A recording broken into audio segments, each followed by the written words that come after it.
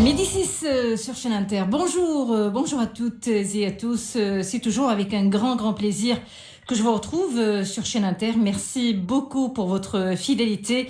Nous sommes bel et bien en direct jusqu'à 13 heures. Aujourd'hui, il est question notamment de l'usage thérapeutique du cannabis. Un sujet très sensible.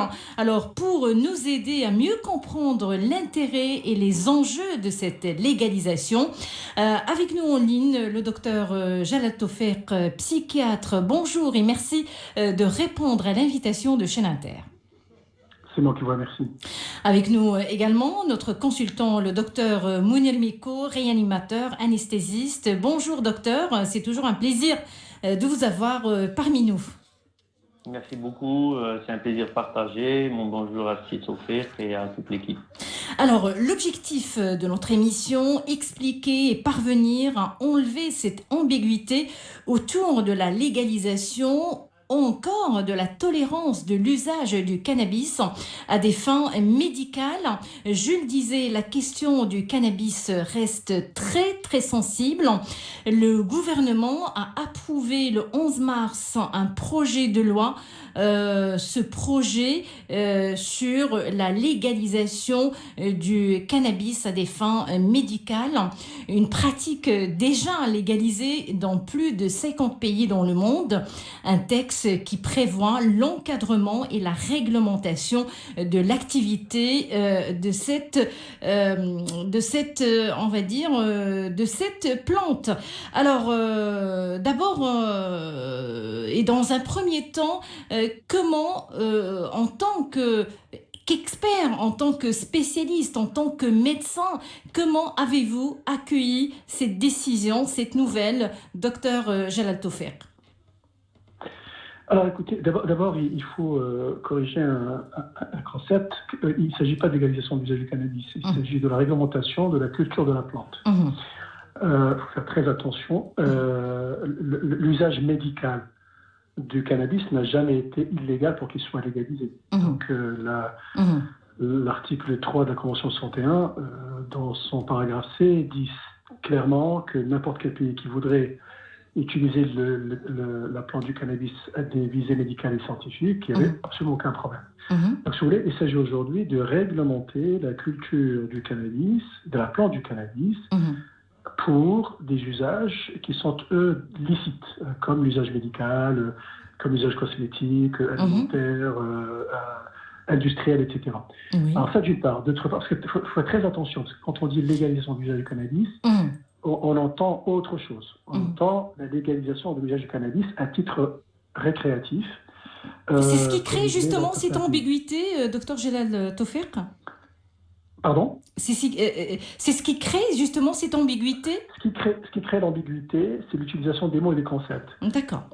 Légalisation, parce que l'usage récréatif est interdit de par les conventions internationales, est interdit dans pratiquement tous les pays du monde, sauf ceux qui ont réglementer encore une fois l'usage du cannabis à visée récréative. Donc même ces pays-là, ils l'ont pas légalisé, ils l'ont réglementé avec un cadre particulier, interdiction de vente au moins de 18 ans. C'était un cannabis particulier avec beaucoup de CBD, très peu THC, etc. Bon, donc ça, on va revenir dessus si vous voulez. Mais au Maroc, ce qui se passe aujourd'hui, c'est qu'on va réglementer la culture de la plante du cannabis à visée médicale. Donc à visée médicale, parce que depuis très longtemps, on sait depuis plusieurs décennies, et surtout depuis les années 60, on s'est rendu compte que déjà le tétrahydrocannabinol, qui est cette... pour faire court et simple, la plante du cannabis a deux dérivés essentiels. Il y en a plusieurs, mais deux dérivés essentiels, qui sont le cannabidiol et le tétrahydrocannabinol. Bon, je ne vais pas parler du cannabigérol, je vais parler d'autres dérivés. Le cannabidiol, lui, n'est pas sous interdiction internationale. D'accord? Le tétrahydrocannabinol est sous contrôle international et donc interdit de l'usage récréatif parce qu'il est toujours dans un tableau des Nations Unies qui dit clairement que c'est un produit qui est donc nocif pour la santé et qui est un produit qui donne des addictions. Et donc tétrahydrocannabinol est sous contrôle. Donc le cannabidiol, lui, ne l'est pas. Alors ces deux produits ont été étudiés depuis les années 60. Le tétrahydrocannabinol a déjà été et continue à être commercialisé dans le monde. On se rappelle tous du dronabinol, le marinol, qui est un produit qui est utilisé dans l'asthme, utilisé dans beaucoup d'indications. Le cannabidiol, lui, depuis ces dernières 20 années, on va dire, a connu un essor extrêmement important et il est utilisé dans pas mal d'applications thérapeutiques, notamment dans l'épilepsie résistante de l'enfant, dans la sclérose en plaques pour lutter contre pour améliorer la plasticité musculaire et lutter contre la rigidité, dans l'Alzheimer, dans le Parkinson, dans les troubles anxieux sévères, dans les troubles du sommeil, en schizophrénie, en troubles bipolaires, dans les déficits d'attention et hyperactivité, dans l'état de stress post-traumatique, dans énormément d'applications, le cannabidiol est utilisé. Et donc, ce n'est pas quelque chose de nouveau, vous avez parfaitement raison. Bon, je voudrais quand même juste rajouter un bémol, si vous permettez, puisque j'ai deux casquettes, celle donc membre de l'Organisation internationale de contrôle stupéfiant, donc avec les autres membres, nous sommes en charge de contrôler ce qui se passe dans le monde par rapport justement à la production, mais je suis aussi membre du comité cannabis et j'ai eu l'honneur d'assister aux réunions du comité d'experts de l'OMS sur les drogues et addictions. Et à ce titre-là, on a fait en novembre 2019, on a fait une revue de la littérature extrêmement approfondie. Et on s'est rendu compte au fait que le cannabidiol n'est pas la panacée. Ce n'est pas, contrairement à ce que croient les gens, n'est pas quelque chose d'extraordinaire. En tout cas, il n'est pas extraordinairement supérieur aux autres médicaments qui sont déjà utilisés. Mais qui peut régler un certain nombre de problèmes chez des personnes chez qui on ne peut pas utiliser certains médicaments et chez qui on peut, et l'enfant aussi, parce que la sécurité, la tolérance est extrêmement intéressante. Donc voilà la valeur ajoutée, mais ce n'est pas non plus la panacée. Docteur Mounir Micou. Oui, alors donc je rejoins tout ce qu'a dit Sissofet, mais il y a un truc qui est très très important, c'est que dans cet amalgame de ce qu'on est en train de voir, il y a deux choses à différencier, comme on vient de dire. La chose qui est officielle, ça veut dire que légaliser la culture avec un marché qui va être extrêmement contrôlé, sérieux, avec un circuit de la plante, de la culture jusqu'à la production de différents produits qui va être légalisé et entre guillemets contrôlé, et l'usage qui reste un usage qui est illicite, que ce soit au Maroc ou dans beaucoup de pays sur le plan international, pour une consommation, je dirais, comme étant un stupéfiant. Et ça, c'est deux choses qui sont complètement différentes, qu'il faut faire la différence. Maintenant, pour l'usage qui va rester, je vais dire, médical, il y a des pays de plus en plus nombreux qui sont en train de légaliser l'utilisation médicale, entre guillemets. Et le marché, il est en pleine expansion. Il faut faire attention à ça. Le marché est très, très, très ancien. Un des leaders mondiaux, c'est un pays qui l'utilise depuis très longtemps, c'est Israël. Un des pays qui est le plus consommateur, c'est le Canada, et qui l'autorise d'une façon importante à utiliser les produits dérivés du cannabis sur le plan purement médical. En Europe, juste à côté, il y a énormément de pays où on utilise tous les produits à base de cannabis. Donc c'est quelque chose où il faut faire vraiment la différence. Sur le plan médical, il y a des indications qui sont très importantes, qui sont utilisées de façon très, très large et d'une façon très ancienne, et ça reste une alternative médicale par rapport à d'autres produits qui parfois on ne peut pas les utiliser. Donc l'usage de ces produits pourrait être une arme médicale entre guillemets qu'on peut utiliser, et l'usage bien évidemment illicite sous forme d'herbe sera et devrait continuer à être illégal. D'accord. Alors, docteur Jalal Toufiq, docteur Mounir Micou le disait à l'instant, le marché légal et mondial du cannabis thérapeutique est en pleine expansion. D'ailleurs, une agence nationale de régulation sera donc chargée de contrôler toute la chaîne de production. réaction. J'aimerais que l'on parle de ces réticences. Pourquoi autant de débats, autant de réticences, des réticences sociales et politiques, docteur Jelal Taufer? Écoutez, parce que vous l'avez dit au départ, vous avez dit que c'est une question sensible. Et moi, je pense que ce n'est pas une question sensible du tout. Franchement, c'est une histoire d'incompréhension, c'est une histoire, à mon avis, de communication et de pédagogie. Alors, vous voyez, on redit encore la même chose de légaliser les usages médicaux. On ne veut pas légaliser les usages médicaux parce que les usages médicaux, ce n'est pas illégal. On réglemente les usages médicaux. D'accord? Donc, c'est toujours la même chose, les mêmes problèmes qui se répètent. Et quand on utilise des mots, parfois, on renvoie à des concepts particuliers. Alors, quel est le problème? Le problème, c'est que cette plante contient un produit. Elle contient le tétrahydrocannabinol. Ce tétrahydrocannabinol, c'est un produit, c'est un dérivé de la plante qui, lui, est sous contrôle international et qui, lui, pose le problème. Vous voyez, c'est comme si, par exemple, aujourd'hui, vous avez un couteau avec lequel on coupe les têtes, d'accord?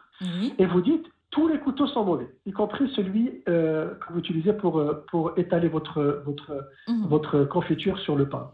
Vous voyez, donc c'est là le problème, c'est que on part du principe que la plante du cannabis est sensible, est une plante sensible, est une plante problématique parce qu'elle contient un dérivé problématique. Or, ce dérivé-là, je vous le dis encore une fois, quand on l'utilise à usage médical, il ne s'agit pas de le légaliser, c'est juste de le réglementer.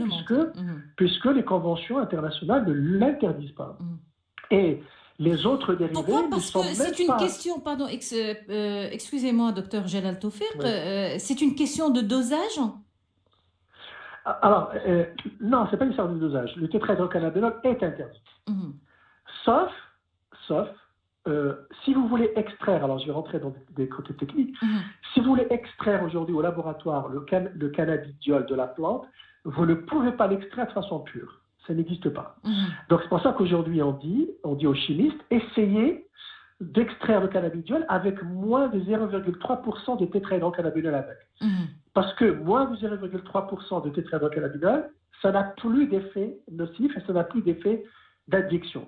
C'est pour ça que l'ONU, les Nations Unies et l'Organisation internationale contre les stupéfiants, dont je suis membre, on autorise les pays à produire des composantes avec moins de 0,3% de tétrahydrocannabinol. À partir de là, ce n'est plus réglementé. Il n'y a plus ce contrôle international parce que c'est tellement petit que la proportion est tellement petite et tellement mineure que ça n'a plus d'impact addictif. Donc vous voyez que votre question est très pertinente et judicieuse. La confusion vient du principe que c'est la plante qui est addictive. Or, ce n'est pas la plante qui est addictive. C'est un composé, qui est le tétrahydrocannabinol, un des composés de la plante, qui lui est addictif et qui est sous contrôle international. Vous avez parlé de l'agence. L'article 23 de la Convention 1961, qui par la suite a été appliqué à tous les produits, à commencer par l'opium à l'époque, disait que pour qu'un pays puisse produire le cannabis, il faut absolument qu'il crée une agence. Alors qu'est-ce qu'elle fait, l'agence? C'est elle qui a un droit de regard sur les candidatures, donc avec des critères particuliers pour les gens candidats, ce qui est de nationalité, etc., casier judiciaire, enfin, peu importe, je spécule, ça doit être comme ça. Et puis ensuite, le cahier de charge, ensuite les graines importées, parce qu'encore une fois, ce n'est pas la plante que nous avons en or. C'est des graines importées d'une plante particulière avec très peu de THC, d'accord, et beaucoup de cannabidiol. Ensuite, comment on plante le processus de la culture de la plante, la production, le stockage, l'export, le transport, le marketing. Si demain vous avez envie de faire par exemple de la publicité, l'agence va avoir un droit pour qu'il n'y ait pas de confusion, pour que vous ne puissiez pas sortir par exemple des gens en disant voilà, c'est des biscuits à base de cannabis. Non, vous devez absolument dire que c'est le cannabidiol, qu'il y a très peu de tétrahydrocannabinol, etc. Donc cette agence est extrêmement importante pour tout le contrôle de bout en bout de la chaîne. Docteur Mounir Mikou, une réaction? Vous rejoignez ce qui a été dit par docteur en complément à ce qui a été dit, le marché de l'utilisation médicale pur des dérivés du cannabis, mais quelque chose d'extrêmement important. Je veux dire des chiffres qui sont quand même qui sont bien et qui orientent vers la réalité. Le marché est en expansion pratiquement annuelle de 30% sur le plan international. Il va être dans les environs de 55 milliards de dollars en 2025. Je parle de l'usage médical pur, pas quelque chose d'autre. Donc, il y a à peu près une cinquantaine de pays qui sont en train d'utiliser d'une façon médicale et d'une façon réglementée et légale, comme on est en train de dire depuis tout à l'heure. Donc, le poids et l'importance de la chose est très, très, très importante. Au Maroc, je vais un tout petit peu donner des réalités. C'est à peu près 55 000 hectares cultivés en 2019 qu'on peut exploiter d'une façon parfaitement légale et avec toutes les retombées qu'on peut imaginer sur le plan social et économique. Donc, c'est pas quelque chose de simple, c'est quelque chose de très important sur le plan social. Donc, un usage médical qui présente un réel potentiel économique. Encore une fois, exactement, encore une fois, pour un usage purement médical, d'une façon contrôlée et pas quelque chose d'autre. Je voudrais quand même, si vous permettez, un peu juste apporter un bémol, si vous permettez. Oui, allez-y. Premièrement, les études, tout ce qu'on lit aujourd'hui, il faut savoir que c'est une mode. C'est une mode extrêmement grandissante, qui a beaucoup de... moi, je suis médecin, je ne suis pas économiste. Mais il y a beaucoup d'économistes qui commencent déjà à dire qu'il y a certaines courbes qui commencent un petit peu à s'aplatir par rapport à la montée de ce business. Première des choses. Deuxième des choses, il ne faut pas oublier qu'il y a de la compétition, de la concurrence internationale. Vous savez, les Canadiens ne vont pas vous laisser leur marcher dessus ou empiéter sur leur marché. Donc, il faut savoir qu'il y a de la concurrence, comme pour la voiture, comme pour les armements, comme pour l'aviation. C'est tout à fait normal. Et il y aura de la concurrence qui est tout à fait normale. Troisième chose qui est très importante sur le plan économique, c'est que, alors, on fait aussi l'amalgame avec la plante du Nord. Et on se dit, c'est les gens du Nord qui vont en profiter. On n'en sait rien, parce qu'au fait, ça va dépendre des instructions qui vont être données à l'agence. Si demain, on ouvre le marché de la culture de façon libre, ben, n'importe qui pourrait le faire, que ce soit dans le Haouz, dans le Saïs ou dans le Rab. Donc, c'est pas... Vous savez, la Mauritanie peut le faire demain, la Tunisie peut le faire, la Libye. Donc, c'est pas une histoire, c'est pas parce que nous avons une tradition, une culture historique du cannabis dans le Nord que ça ne fait de nous un pays prioritaire ou un pays tout à coup extraordinaire, qui sort de l'ordinaire par rapport à la plante. Il faut pas se tromper, il faut pas se leurrer. Par contre, si demain l'agence de façon souveraine et que le pays de façon souveraine dit voilà, je préfère d'abord que ce soit le Nord qui en profite. Que ce soit une décision souveraine, d'accord, et que toutes les candidatures doivent émaner de coopératives ou de sociétés ou d'agriculteurs ou d'ensemble d'agriculteurs du Nord, exclusivement. C'est un acte citoyen, c'est un acte souverain du Maroc et de l'agence qui pourrait le faire. Maintenant, bon, d'aucuns diront, est-ce que c'est constitutionnel, est-ce que c'est anticonstitutionnel, parce que pourquoi une région dépend d'une autre. Bon, bref, on peut considérer que c'est comme les zones franches. On décide d'avoir une zone franche quelque part. Le problème n'est pas là. Le problème, c'est que il faudrait que sur un plan économique, ça soit suffisamment attrayant pour les agriculteurs du Nord. Vous savez, moi je dis toujours que si vous avez une maison et que vous verrouillez votre porte d'entrée, ça ne sert à absolument rien si vous laissez la porte arrière ouverte. C'est-à-dire qu'en d'autres termes, le marché noir, le marché illicite aujourd'hui, il ne va pas se tarir du jour au lendemain. C'est pas parce que vous avez vous avez passé une loi, d'ailleurs, il faudrait qu'elle passe, entre guillemets. C'est pas parce que vous avez passé une loi qu'aujourd'hui vous allez régler le problème du trafic illicite. Ça prend du temps.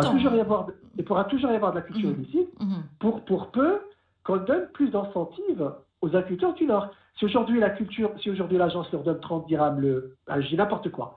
Allez, 30 dirhams le kilo, et que les trafiquants leur donnent 50, vous êtes dans de beaux draps, c'est fini.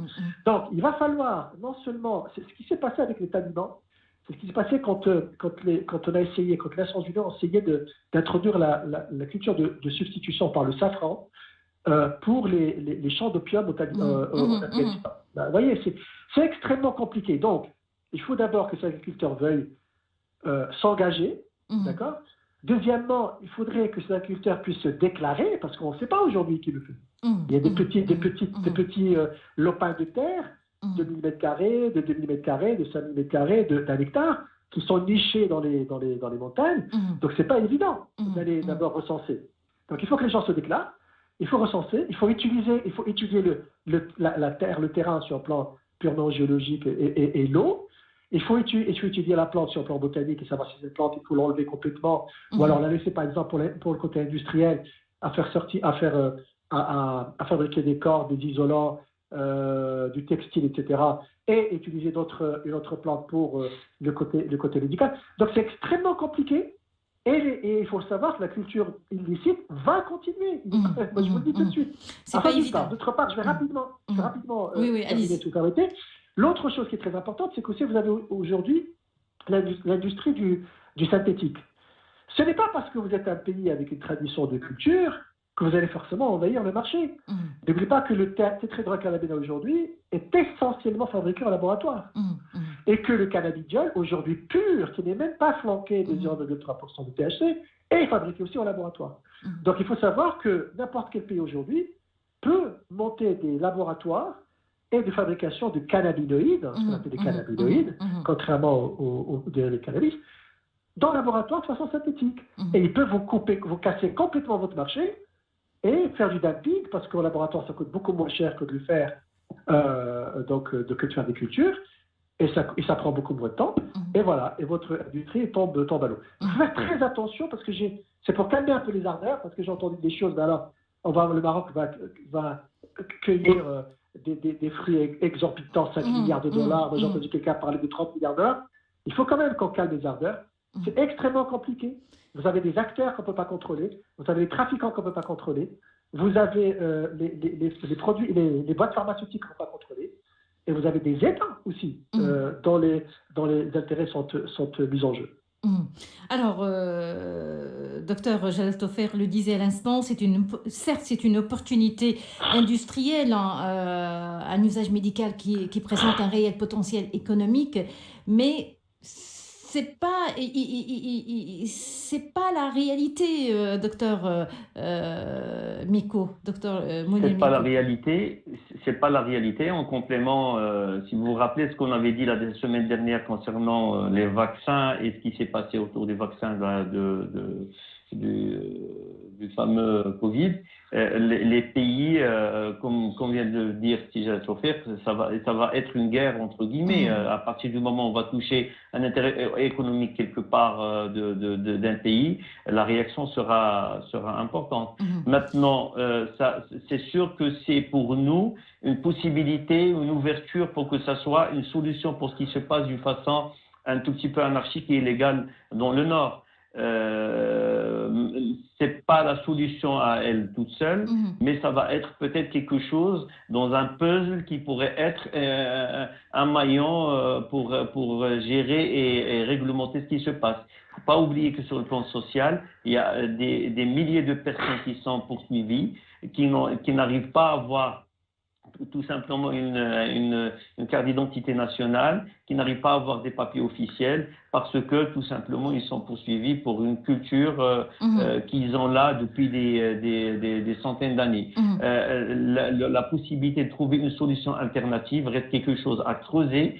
C'est pas la solution définitive, mais ça sera quelque chose à creuser et à améliorer peut-être pour essayer de trouver une solution à ce que les gens du Nord trouvent comme problème pour améliorer leur situation.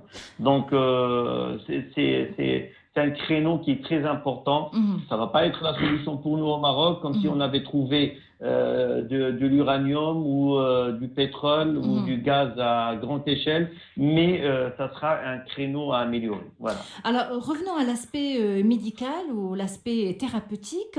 Donc, docteur Jalal Toffer citait il y a quelques instants les atouts de cette réglementation du cannabis. Vous le disiez, docteur Jalal Toffer. De la culture du cannabis. Voilà, de la culture du cannabis. Alors, alors pour les personnes souffrant de cancer, de sclérose en plaques, schizophrénie, Parkinson, Alzheimer, etc. L'épilepsie résistante, la douleur. La douleur, aussi. Ah oui, bien sûr, Mais, absolument. mais Les nausées pour les personnes sous chimiothérapie. Il y a tellement d'indications aujourd'hui parce que les récepteurs, parce que je m'excuse de vous interrompre là, mais oui, parce que, juste pour que l'auditeur comprenne, parce que les cannabis, les dérivés cannabiques agissent sur des récepteurs cannabinoïdes. Et ces récepteurs cannabinoïdes dans le cerveau, on les retrouve impliqués dans tout. On les retrouve impliqués dans l'inflammation, on les retrouve impliqués dans les phénomènes de comportement alimentaire, on les retrouve impliqués dans les mécanismes de douleur, on les retrouve impliqués dans la prolifération cellulaire.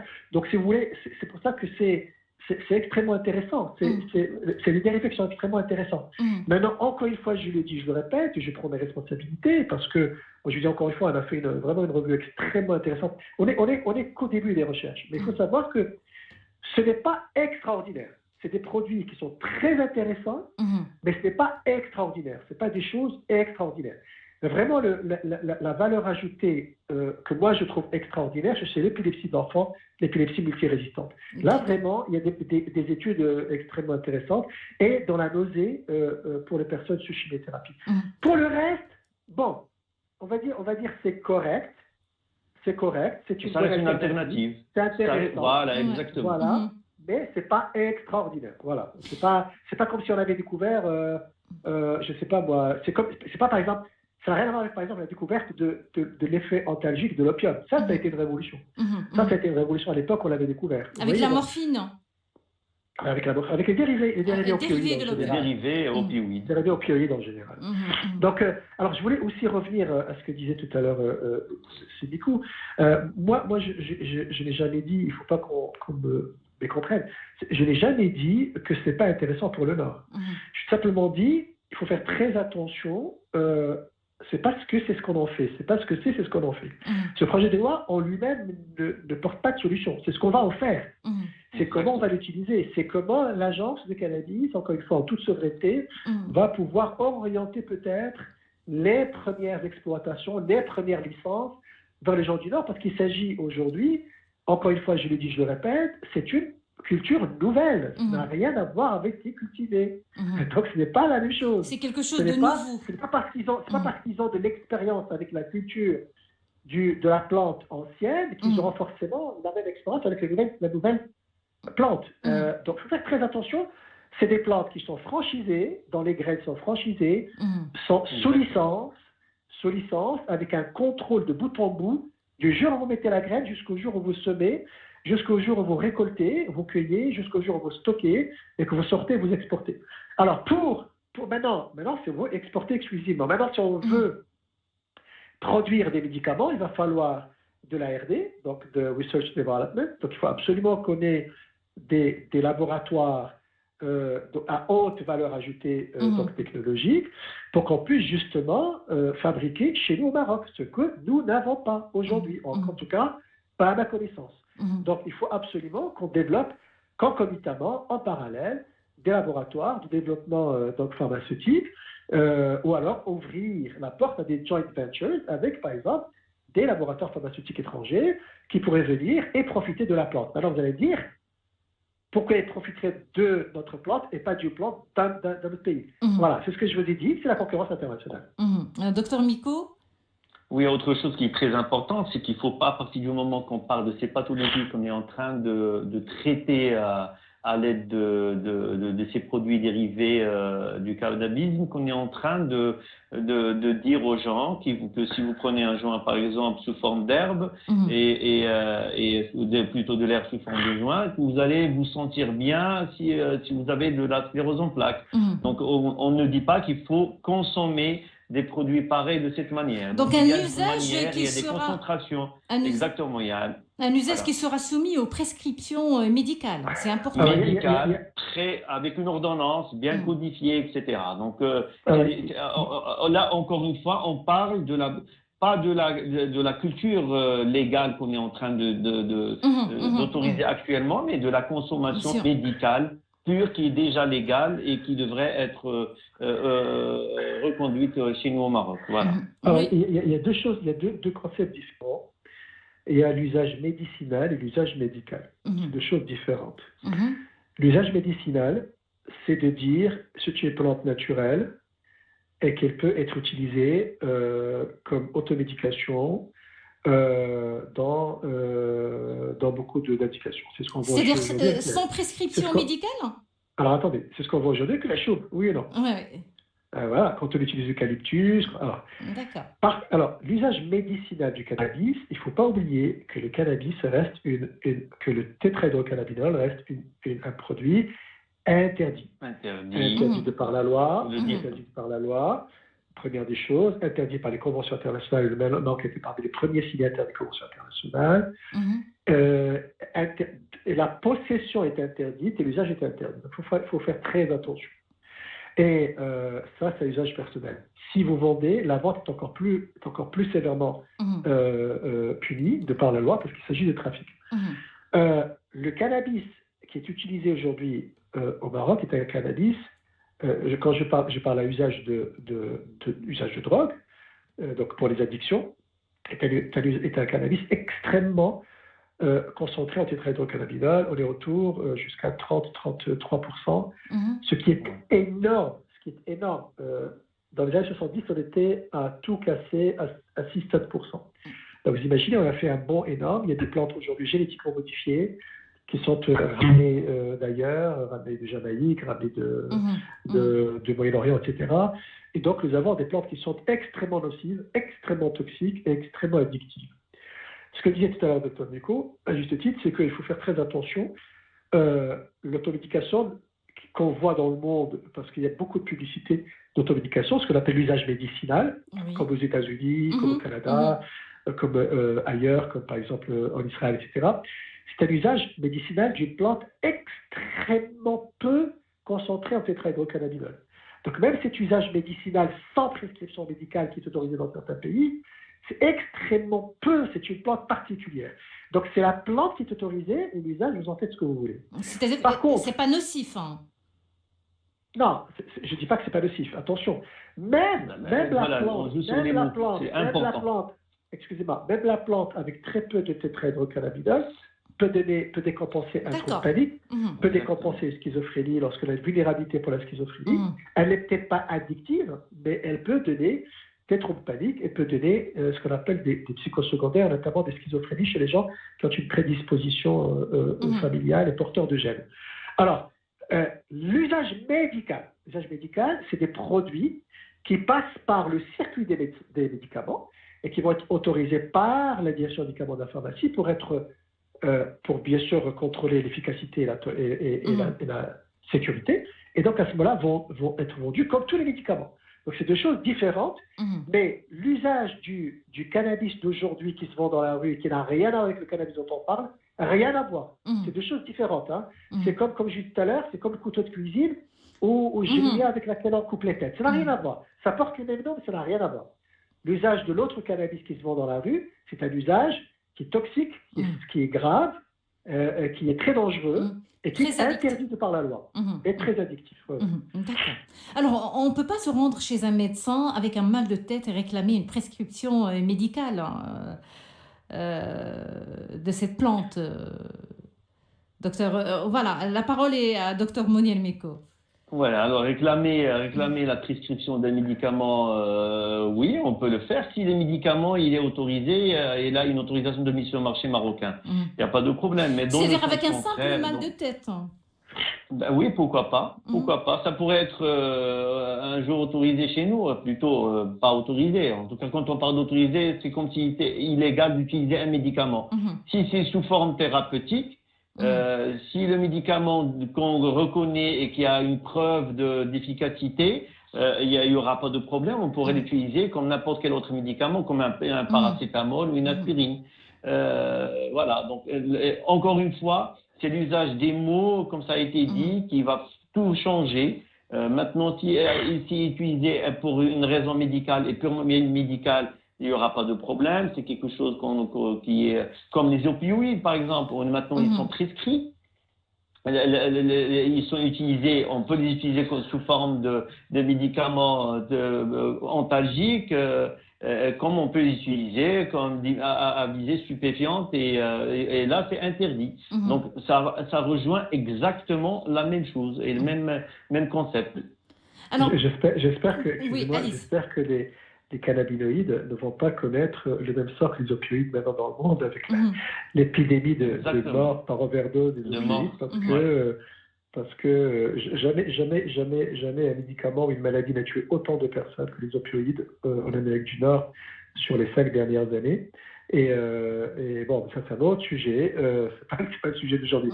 Pour revenir aux cannabinoïdes, moi je vous dis, elle est là, bien sûr comme pour tous les médicaments, quand ils seront autorisés, quand le Maroc en produira ou quand le Maroc en importera, parce que le Maroc aussi peut en importer, et les autorise pour la vente.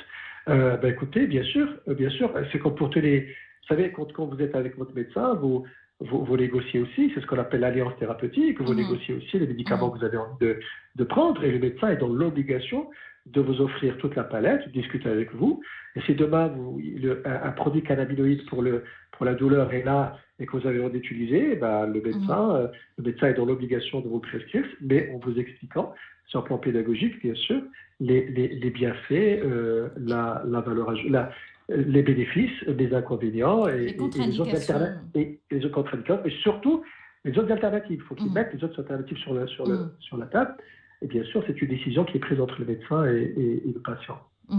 Alors justement, comment rassurer les citoyens qui restent, on va dire, plus ou moins réticents? Il n'y a pas de réticence à avoir, quelque chose qui en elle-même ne génère pas, il n'y a pas de genèse de réticence. Je veux dire, il n'y a pas d'angoisse à avoir. Les gens, encore une fois, font l'amalgame, parce qu'on a tellement parlé du Nord, on a tellement parlé de la plante du cannabis du Nord que les gens font l'amalgame. Parce qu'on associe ce projet de loi à une région. Oui, bien sûr qu'on peut associer ce projet de loi à une région. Oui, bien sûr, ça peut trouver des solutions sur le plan socio-économique. Oui, bien sûr, ça peut aider les agriculteurs. Mais en faisant cette association systématique, on l'associe à la plante. Donc, vous voyez, projet de loi, fermier du Nord, agriculteur du Nord, cannabis du Nord. Cannabis du Nord, toxicomanie. Voilà comment se fait la chaîne de perception qui fait que les gens sont réticents. Et d'ailleurs, il y a même des décideurs politiques qui n'ont pas forcément compris. Voilà, c'est ce que je disais, justement. Qui n'ont pas forcément compris ce qui se passe et qui pensaient qu'on parle de la légalisation de l'usage récréatif. On ne parle pas de la légalisation de l'usage récréatif. On parle de réglementation. On parle de la réglementation de la plante, de la culture de la plante pour usage licite. Vous savez, moi je dis toujours, quand vous conduisez une voiture allemande, je ne vais pas citer le nom, aujourd'hui, pendant des années, c'était 12 kilos de produits isolants à partir de la plante du cannabis. Sur le tableau de bord, pour isoler le moteur de l'habitacle, vous avez 12 kilos de la plante du cannabis comme isolant. Les cordes qu'ont utilisées les marins pendant des siècles, c'est la plante du cannabis. Aujourd'hui, on fabrique des briques, on fabrique des tissus, on fabrique des vêtements, on fabrique un tas d'applications industrielles avec la plante du cannabis. Mais ce qui est industriel n'est pas du tout interdit de par la loi, ni les conventions internationales. Ce qui est pharmaceutique n'est pas du tout interdit de par la loi, ni par les conventions internationales. Donc il faut que les gens comprennent. Et puis le cannabidiol, qui lui est très utilisé aujourd'hui, n'est pas du tout interdit par les conventions internationales ni par la loi, et qui ne donne pas d'addiction. Seul le tétrahydrocannabinol, seul un dérivé, le tétrahydrocannabinol, est sous contrôle international et est interdit et donne de l'addiction.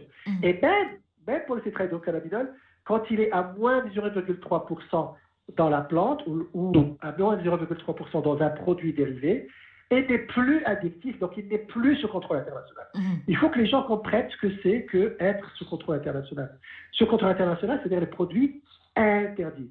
Seul est interdit le tétrahydrocannabinol, qui est un des dérivés multiples de la plante.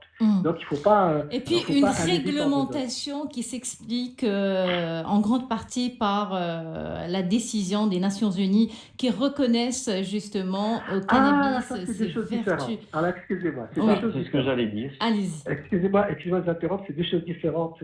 Oui, allez-y.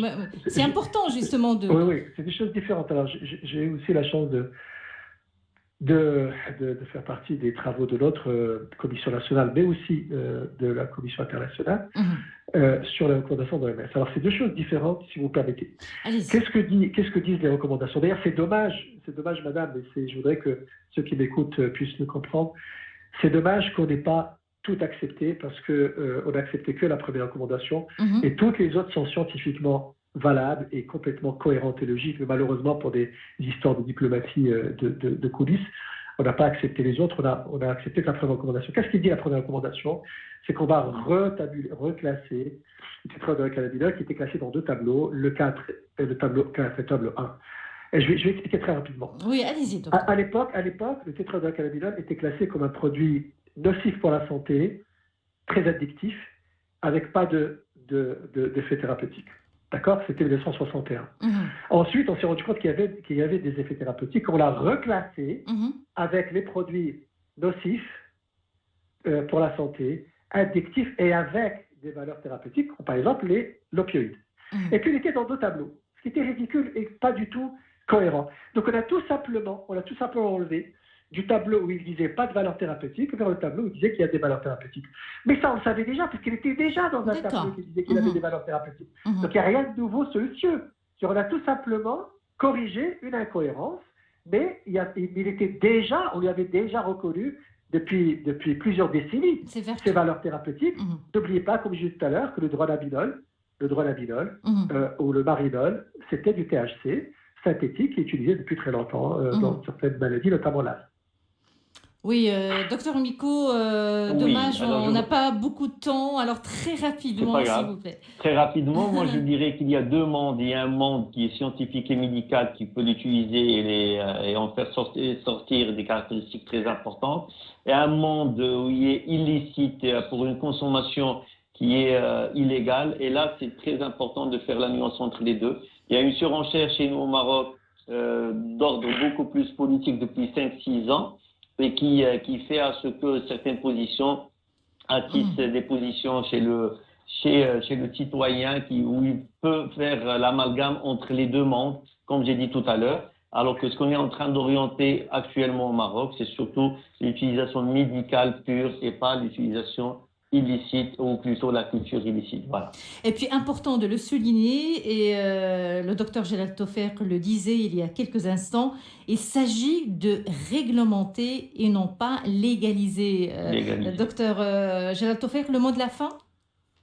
Le mot de la fin, c'est bon courage. Enfin, j'espère d'abord que le projet va passer dans les pipes et être adopté par les deux chambres. Et quand il sortira, il faudrait surtout, moi je vais finir sur ça, il faudrait que l'agence du cannabis puisse avoir les ressources humaines et matérielles pour faire son boulot. Parce que si l'agence, vous imaginez, si l'agence du cannabis n'a pas suffisamment de ressources matérielles et humaines pour superviser, moi je peux vous assurer qu'il y a un risque de diversion et un risque de détournement et un risque qu'on se retrouve en train de planter des plantes extrêmement, dans la concentration extrêmement élevée en THC, dans des fermes qui sont, elles, licenciées et franchisées. Merci beaucoup, docteur Jelal Taufer. Je rappelle que vous êtes psychiatre. Merci d'avoir été en ligne avec nous. Merci à vous également, docteur Moniel Micot, réanimateur, anesthésiste. Merci pour cet éclairage.